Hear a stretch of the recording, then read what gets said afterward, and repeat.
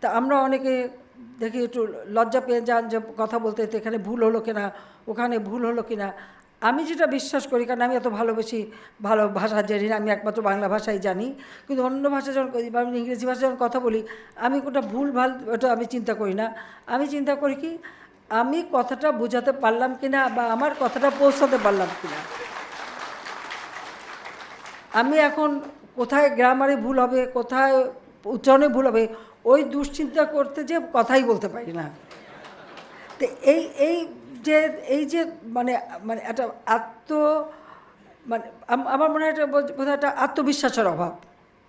এখন আমি আমার নিজের জীবন দিয়ে বলি, কারণ আমি কিন্তু বাংলা ভাষায় পড়াশোনা করেছি এবং বাংলা সাহিত্যেরই ছাত্রী ছিলাম।